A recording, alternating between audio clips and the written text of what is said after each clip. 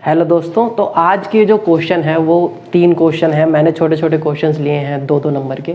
तो देखते हैं। सबसे पहला क्या कह रहा है कि if all the eigenvalues of a matrix are real then the matrix must be symmetric. तो क्वेश्चन थोड़ा सा है, अच्छा है क्वेश्चन। तो कह रहा है कि एक मैट्रिक्स है, उसकी आइगन वैल्यू सारे रियल हैं, तो क्या वो मैट्रिक्स सिमेट्रिक होगी?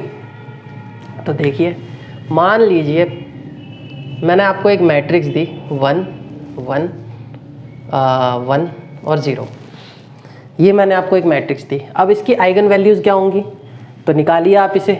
एक ट्रिक ये भी है कि जब एक अपर ट्रायंगुलर मैट्रिक्स होती है तो उसकी जो डायगोनल वैल्यू होती है वही उसकी आइगन वैल्यूज़ होती हैं।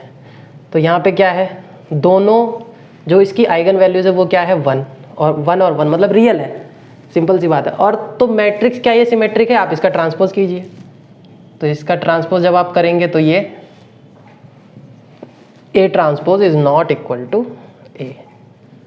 तो यानी कि ये जो है ये बिल्कुल गलत स्टेटमेंट है। एक क्वेश्चन ये। दूसरा, देयर आर 2 सब spaces U and W of R cube such that U intersection W is empty. तो ये भी बिल्कुल गलत स्टेटमेंट है। रीज़न देखिए क्यों।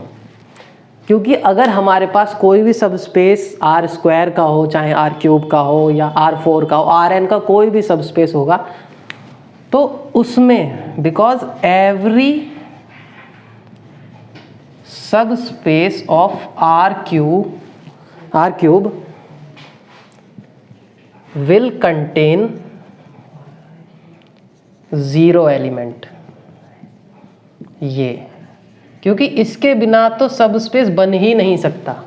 तो जितने भी आर क्यूब के हमारे सब स्पेस बनेंगे उसमें 0 एलिमेंट ज़रूर कॉमन आएगा। तो ये भी बिल्कुल गलत है। तो और तीसरा क्वेश्चन है कि if the determinant of a matrix is 0 then the matrix can not be diagonalized. तो देखिए कि भाई अगर एक मैट्रिक्स है उसका डिटर्मिनेंट 0 है तो वो डायगोनलाइज हो सकती है या नहीं हो सकती है। तो इसके लिए एक कंडीशन होती है कि कोई भी मैट्रिक्स डायगोनलाइजेबल अगर है तो उसकी जो आइगन वैल्यूज़ हैं वो सारी की सारी डिस्टिंक्ट होनी चाहिए। वो सारी की सारी डिस्टिंक्ट होनी चाहिए। और दूसरी चीज़ है कि product of eigenvalues is equal to determinant of the matrix.